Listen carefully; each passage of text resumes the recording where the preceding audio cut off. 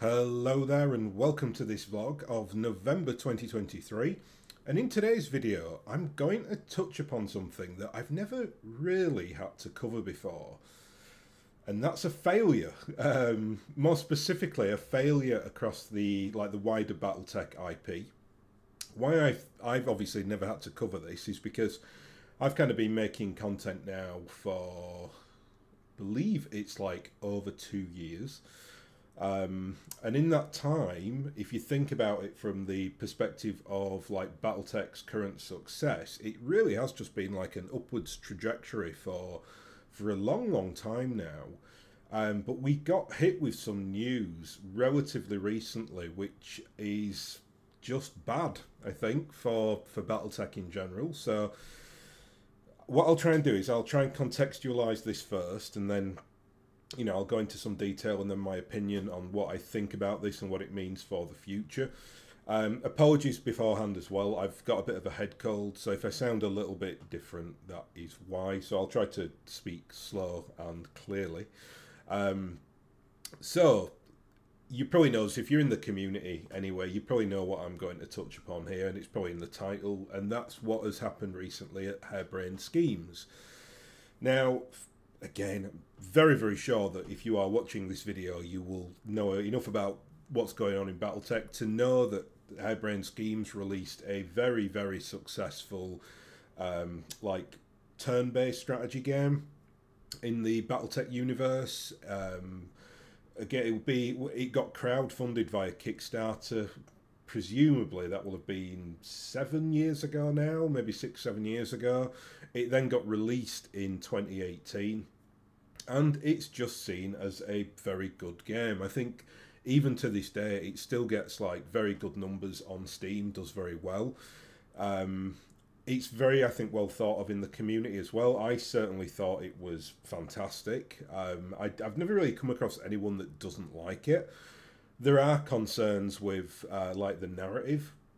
I think it's a bit of a cliched story. Although I've got to be honest, when it comes to computer games, I've never really played more than a handful of games that have got anything other than quite a trite, like rudimentary story anyway. So I don't really care. I mean, you kind of attach your own journey to a computer game, right? Because you're the one playing it through. So that's where I think the entertainment value is. It's not necessarily on the, like the wider narrative. That's just kind of the sandpit that you're in. That's how I feel about it anyway. So I don't really care that, you're basically in one of those old trite, like story arcs where you are on the side of the rebellion against the evil, uncle of this lady or whatever. So it is what it is. I don't really have a problem with it at all. The gameplay, though, and the what I think's more important for if you're going to do anything Battletech, the tone, are absolutely great. I think I mean, it's a game that I have played an incredible amount. I mean, I'm not even a big computer game player, but certainly over the last 5 years, it's the game that I have played the most by just an unbelievable margin. So much so that I actually recorded an entire playthrough on this channel, which pretty much nobody has watched, which I still find quite sad because I'm quite good at that game and I pretty much got like a perfect playthrough. So I kind of did like all the primary and secondary missions on the core missions, and then I basically did all the flashpoints. And yeah, I mean, I don't really care if anyone doesn't watch it. It was a joy to do. Still to this day, I don't think I've ever bothered playing the game through again because that's the kind of definitive playthrough for me that I recorded. So I was very happy with that. And I think you can see when I'm playing that game through, you can see how much I do love that game. I think it does shine through. So, it is a bias, obviously, but I think it's a healthy bias that is shared by a lot of the community. More importantly, though, for where we are in our current journey on this, like, this reimagining, this, like, just like the current success that surrounds the Battletech IP in general, whether it's like the Kickstarters or the fiction or like moving the narrative on from the Dark Age. The thing that I believe really kicked it off was Harebrained Schemes. That's probably contentious. There are probably several other things that happened over that you know, between say like 2016 and now that have been massively important to this. But I genuinely think that the way that that was marketed, the way that it was sold, the fact that it had like, you know, Jordan Wiseman, who's the one of the kind of fundamental core people across the Battletech IP, one of like the founding fathers, so to speak. Jordan, obviously, I think anything he attaches himself to has what I'd consider correct Battletech tone. And I think tone for Battletech is really, really important. It's where my real criticism of things like MechWarrior 5 lay, in that I think the tone of MechWarrior 5 is not really suitable to Battletech. Not to say it's a bad game. I think MechWarrior 5 is like 100 times better now than it was on release. But I've spoke about this before on the channel. I just have my issues in regards how it kind of views the wider universe and the people within it. But again, going back to what I said about computer games and like stories, you know, like, yeah, okay, the story for MechWarrior 5 was embarrassingly shallow. Which is quite sad, because I mean, I'm not a big MechWarrior player, to be honest. I'm much more into like Mech Commander and the Harebrained Schemes Battletech game, because I like strategy games. But generally speaking, you know, I think, you know, MechWarrior 5 just looked like a clumsy attempt, really. But it is just a shooty game, so whatever. And I suppose like you're living vicariously, you know, through the game. That it's the only kind of experience you can get where you can become a mech warrior, right? Like you are in the cockpit, you are in control of a mech. So I completely get the novelty of Mech Warrior. Mech Commander, though, and, you know, subsequently the Harebrained Scheme game, and I think Jordan was very much involved in Mech Commander as well. That, to me, is like real Battletech. That's where it really kind of shines as a, you know, it obviously is a core tabletop game, but it really lends itself well to like top-down strategy games, whether turn-based like the Harebrained Scheme game, or whether like real-time games like Mech Commander. They are my favourite two digital things within Battletech. So, you know, again, I freely admit a bias there. That's just my own personal opinion. What's then happened recently is, and this is just news that I've kind of patched together across like multiple forums, and, you know, Sana did an article on it recently, so that's definitely worth a read. So I definitely cite them, because, you know, what I'm going to say here kind of covers what they've discussed. So Harebrained Schemes, from what we know, were keen to develop, like, for want of, I mean, it was a bit of an annoying title that they gave it, just calling it Battletech.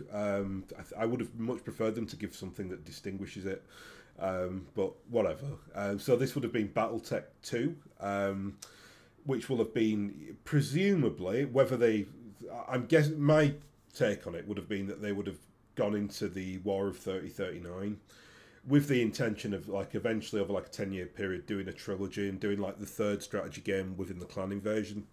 I think I've expressed that opinion before on this channel. Now, though, that looks highly, highly unlikely. Why is that the case? Well, Harebrained Schemes were keen to do that. Well, they were keen to renew the license from Microsoft, who famously on the Battletech IP, like the digital IP.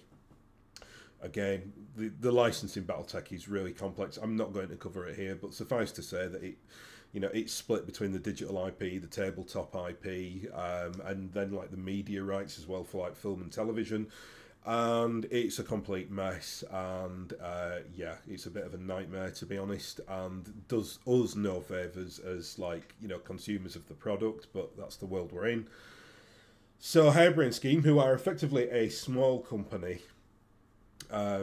you know, in the grand scheme of things, they are a sub of Paradox, who are, if you kind of know anything about gaming, you know that Paradox are a bit of a basket case. They've got their own kind of financial woes. And long story short, when the Harebrained Schemes were keen to kind of get the license, Paradox refused to basically pay whatever Microsoft were now offering for it, and they couldn't get it off the ground. Harebrained Schemes then obviously will have no choice but to go and develop something else. So they developed their own IP called the Lamplighters League. I think that was the name. This has got nothing to do with Battletech. This is their own kind of project. Subsequently, that, or from what I've read, didn't do well financially. My understanding is that it was acclaimed critically, but it just didn't move units. That happens. I think especially in gaming. Gaming is quite a treacherous field to be in. Ask anyone. I mean, I know a few people in that sphere, and they will all say the same. Like, it's not outside of the big corporates. And there's so much money swirling around gaming, and it's so popular. But when you talk about like the vast quantities of money swirling around, it's usually attached to like really terrible mobile games, or really like terrible like MMOs that are just garbage, but are just kind of marketed for like a mass audience who just play it casually. When you're talking about like specific, really good, fantastic games, they're usually developed by, you know, smaller studios who, you know, I'm sure that they are the ones that do well. They'll have money, but eventually they'll just get like swallowed up by the big corporate entities in like merger and acquisitions. Harebrained Schemes are a different like entity. They are basically, again, I've not delved too far. My understanding is that they are a subsidiary, so that's got a whole different kind of legal connotation. Whether they were bought at some juncture by Paradox, I am unsure, or whether it's something that Paradox basically sponsored them, gave them the money to set up their own studio, and then that happens a lot. That is something you find that a lot in the music industry. You'll find like a big studio will they'll find like what is called an A&R person, so artist and repertoire people that basically sign bands. They'll give that person several £100,000 and say, right, go set up your own like record label or buy back catalogues and see what money you can make us. And then if that person makes that work, they've probably got some kind of financial reward at the end of it, and they might eventually bring it back into the fold, whatever. Same with gaming, and I don't know the complexities of what Harebrained Schemes deal was, but their parent company is quite nefarious for having a tough time recently, and has basically, I think the general consensus is that Paradox are not in a great state. I don't know too much about that. It's kind of beyond the confines of what we're going to talk about here, because we're going to focus on Harebrained Schemes. Before I kind of get any further then, so Harebrained Schemes, because of the failure of the Lamplight League, are in financial difficulty, I understand. And sadly, and this is the priority really, so whatever I'm going to talk about here in terms of like gaming and Battletech IP and everything, that's all secondary to what I'm about to say now. And that's that a very large percentage of Harebrained Schemes have basically been made redundant, because obviously they don't have cash flow coming in, presumably. I think, I should have noted this down really, but I think that was like 80% of people they had to let go. Keep in mind, we're like 2 months out, or less than 2 months out to Christmas. That's horrible. Nobody likes to see that happening. I'm sure that Harebrained Schemes, that's the last thing they would have wanted to do as well, but it's maybe one of those, well, we have to cut ties now and let those people get new jobs, or we'll just go under and it's going to be horrible for more people. It's obviously a really tough decision that companies have to make. Where does that leave us then in terms of like the wider Battletech IP? Well, given that we know, or that we've got confirmation that Harebrained Schemes wanted to do a second Battletech game and were interested in that licensing, there's nothing to stop them approaching Microsoft to do that. My guess is, and again this is just a guess, that when Paradox approached, or Paradox and Harebrained Schemes will have approached Microsoft to basically do the license again. I'm guessing that Microsoft wanted a lot more money because of the success of the first one. That they obviously couldn't come to a deal. That doesn't mean though that a deal can't now be struck in the future, especially if they want to go the Kickstarter route again, because they can actually finance that, and use some of that money to kind of leverage the IP for Microsoft. Going off memory here, but I think when they did the original Kickstarter for the Harebrained Schemes Battletech game, it got like 40,000 people or something. It was like double, I'm pretty sure, of the last Kickstarter for Battletech Tabletop, which obviously made a ton of money. I mean, well documented on this channel and beyond. Obviously, the last Battletech tabletop Kickstarter was a monumental success. Did $7.5 million, over 20,000 backers, which is just incredible, really, when you think about it. But the Harebrained Scheme, the digital side of Battletech, is even stronger. Even though I can't say this, I can't remember, but I don't know if they brought in more or less money. But it certainly won't have had people like me putting thousands of dollars into it. You'll have got a couple of people to do that, I'm sure. But you know, for our Kickstarter, you will have had hundreds of people putting in at like levels that I went in at. So you've got a really dedicated fan base, even though it's smaller in tabletop. But I think now with the way that BattleTech is, it's probably roped in. I mean, you might turn that 40,000 figure into 60,000. So, and I mean, I would 100% back that all the way. I'd definitely go in at top tier on that because I really love those strategy BattleTech games and absolutely trust Harebrained Schemes to do that. The one issue that they'd have, though, and I think this might be like a game-changing issue, unfortunately, for Harebrained Schemes, and that's that the code that is developed, you know, that basically is the BattleTech game, is owned by like the parent company, and that means that they'd have to develop the game if they say broke away from the parent company and Harebrained Schemes just became its own entity, or they started a new company or whatever.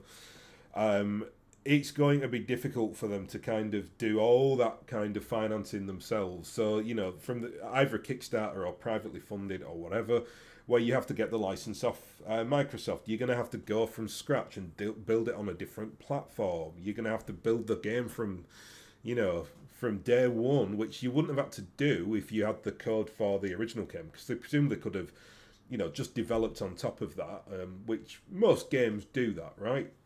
And I'd have had no problem. I mean, I thought the graphics and the, you know, the maps and everything in the BattleTech Harebrained Scheme game were fantastic. So I wasn't calling for, oh, it has to look a lot better or this doesn't look good. I think the things that could have improved, like, you know, the back end management. But that's the easy part of it, right? The harder part is doing all the kind of the coding for the game when you're playing it, not the kind of stats that are behind it in terms of like C-bills and mech management and pilot or mech warrior management, whatever else. So, you know, it's not unfeasible that this will get done, is what I'm saying, but it's now highly unlikely, really, and I think it would be very risky, especially, you know, for a company that have had like one monumental success and then a failure.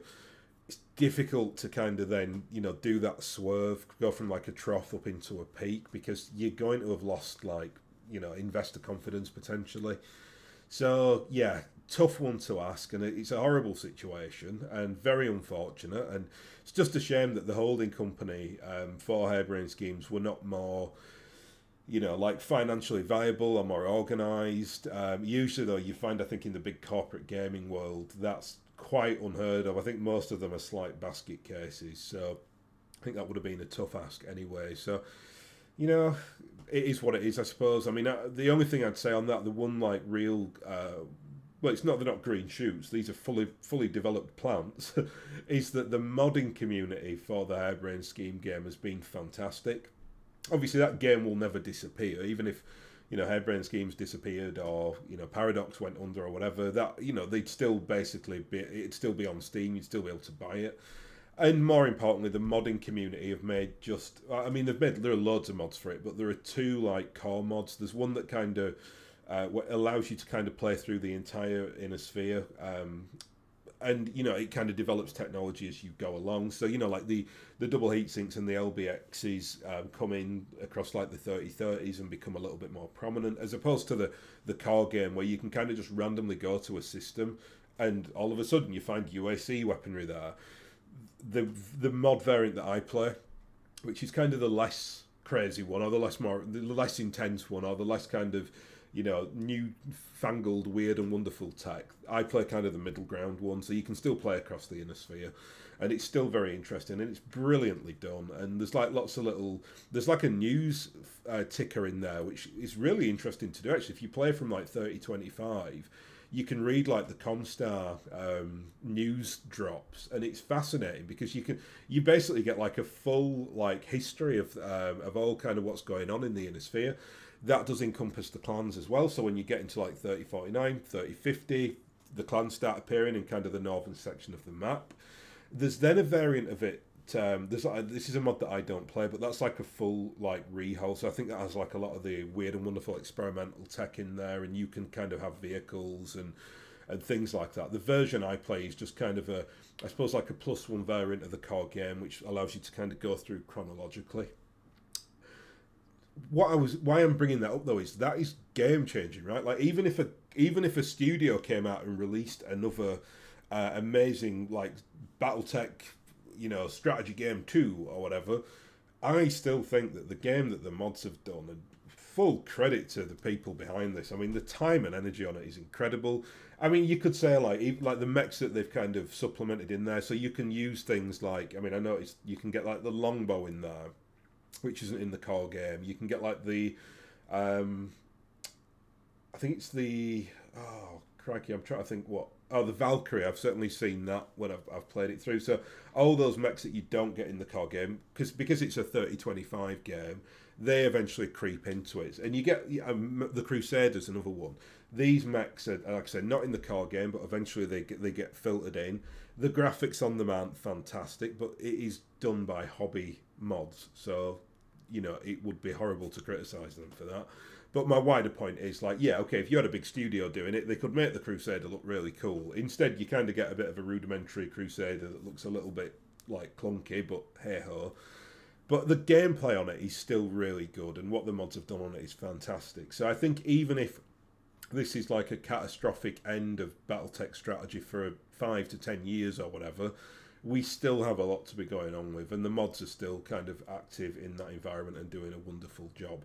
So it's not really terminal, and it's a real shame for Harebrained Schemes, and it's a really like sad end as well, because I do think that they were the people that really got Battletech like on the map again. Subsequently followed by things like Catalyst Game Labs doing the new successful Kickstarters and redeveloping a game of Armoured Combat. Plus, and I think this is something that the community really needs to give credit to as well, which I think is the you know, well, Tex Talks Battletech and the people behind Tex Talks Battletech, they did an absolutely sterling job, obviously, with like making Battletech into a narrative, doing wonderful YouTube content, and that's my personal belief on it. I think those three things really kind of gave Battletech a fantastic foundation to build upon. So it's a shame that one of those foundation stones looks to have kind of ebbed away a little bit. Again, though, it's not something you can ever take away, right? The game is always going to be there. It's still going to be popular. It's still got the mods. So it's by no means like catastrophic or terrible. And you know, out of these embers, you know, the phoenix may again rise. Maybe the people attached to Harebrained Schemes, maybe they are looking now at doing another variant of a game, maybe free of like, you know, big corporate like sponsorship, which, you know, has its pros and cons. Yeah, I think what we've proven across the Battletech community is that we are insanely dedicated and willing to throw money at it. So I'm sure that gives at least, whether it's the investors or the developers of these products, the confidence to know that if you do it, if you build it, or if you want to build it, the people will come. Anyway, I will leave it there because my voice is starting to get a little bit croaky. I'm fine. I've just got a head cold, so hopefully we'll get back onto like proper recording footing next week, because I was in London all this week. So I just got back late last night and just thought I'd record this morning. Anyway, yeah, so you should see my usual like content over the next, or at least up until Christmas anyway. So I will leave it there. I will thank you very much for watching, and I will hopefully catch you again next time.